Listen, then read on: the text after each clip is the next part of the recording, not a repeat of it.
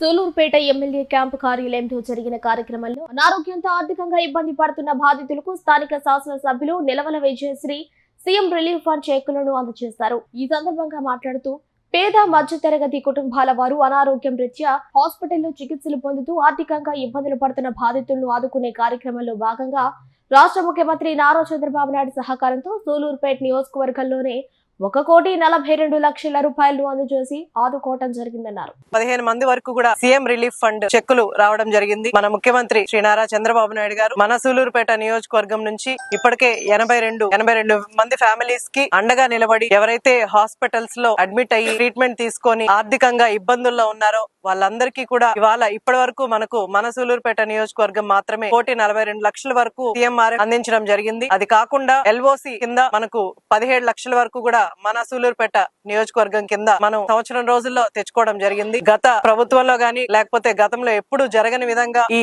CM relief fund ని మనకు చంద్రబాబు నాయుడు గారు ప్రతి ఒక్క ఫ్యామిలీకి ఆర్థికంగా నష్టపోయిన ప్రతి ఒక్కరికి కూడా అండగా నిలబడి అందరికీ కూడా సీఎంఆర్ఎఫ్ గానీ అలాగే ఎల్ఓసీలు గానీ లేకపోతే యాక్సిడెంటల్ డెత్ అయిన వాళ్ళకి మనకు ఇన్సూరెన్స్ కింద గానీ అలాగే ప్రమాదవశాత్తు ఏదైనా పిడుగుబడి అలా ఏదైనా చనిపోయినప్పుడు వాళ్ళందరికీ కూడా ఆర్థికంగా ఎవ్వరూ నష్టపోకుండా ప్రతి ఒక్కళ్ళకి అండగా నిలబడుతూ ఆయన ఆర్థిక సాయం చేస్తున్నారు. మీ అందరికీ తెలుసు గత ప్రభుత్వం చేసిన అప్పుల్ని అధిగమిస్తూ మన ముఖ్యమంత్రి శ్రీ నారా చంద్రబాబు నాయుడు గారు ఈ సంవత్సరం రోజుల్లో మనకు ఎన్ని సంక్షేమ పథకాలు ఆయన చెప్పినట్టు సూపర్ 6 పథకాలన్నీ కూడా ఆయన నెరవేరుస్తూ అలాగే రాష్ట్రం అంతటా కూడా డెవలప్మెంట్ అభివృద్ధి పదంలో కూడా ముందుకు తీసుకెళ్తున్నారు. మీరే చూస్తున్నారు ఇప్పుడు ఎన్ని హైవేలు వస్తున్నాయి. ప్రతి గ్రామీణ ప్రాంతాల్లో మనం సీసీ రోడ్లు వేసుకోగలుగుతున్నాం. అలాగే ప్రతి చోట కూడా ఇప్పుడు మొన్న మీటింగ్ లో కూడా సంవత్సరం మీటింగ్ లో కూడా మా అందరికి కూడా అలాగే రాష్ట్ర ప్రజలందరికి కూడా బాబు గారు చెప్పారు మనం సంవత్సరం రోజుల్లో ఎన్ని చేశామన్నది మీరే చూసుంటారు. ఆయన విజన్ ఎంత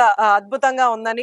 గొప్ప విజన్ ఉన్న నాయకుడు మన ముఖ్యమంత్రి శ్రీ నారా చంద్రబాబు నాయుడు గారు. ఆయన ఎట్లా చేస్తున్నారంటే ఈ రాష్ట్రాన్ని ప్రతి పేదవాడిగా ఎవరు మిగిలిపోకుండా ఇంటి నుంచి కూడా ప్రతి ఒక్కరికి సొంత ఇల్లు కళ నెరవేరాలి. అలాగే వాళ్ళ ఇంటికి సదుపాయాలు అంటే రోడ్డు గానీ లేకపోతే వాళ్ళ ఇంటికి నీళ్ల సమస్య గానీ ఎలాంటివి లేకుండా సరే రాష్ట్ర ప్రజలందరూ కూడా సుఖంగా ఉండాలి.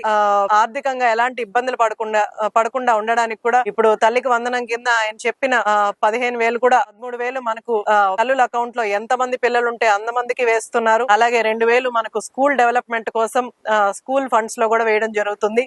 ఇట్లా ప్రతి ఒక్క పేదవాడిని కూడా పైకి తీసుకొచ్చే ప్రయత్నంలో మన నాయకుడు ఉన్నాడు. గతంలో ఎప్పుడు ఇలాంటి ప్రభుత్వం ఇలాంటి నాయకుడు లేడు. కాబట్టి ప్రజలందరూ కూడా దీన్ని గమనించి ఏ నాయకుడైతే మనకు రాష్ట్ర అభివృద్ధి కోసం పాటుపడతాడో ప్రజల కోసం నిలబడతాడో ప్రజల కష్టాల్లో ఉన్నప్పుడు ఏ నాయకుడు అండగా నిలబడి పైకి తీసుకొస్తాడో అలాంటి నాయకుడు మనకు రాష్ట్రంలో ఉంటే రాష్ట్రం అభివృద్ధి చెందుతది. అలాగే సూలూరుపేట నియోజకవర్గం ఒకటే కాదు ప్రతి నియోజకవర్గం కూడా ముందుకు వెళ్లి మా అందరికి కూడా ఆదేశాలు ఇచ్చారు. ప్రజల కోసం నిలబడాలి.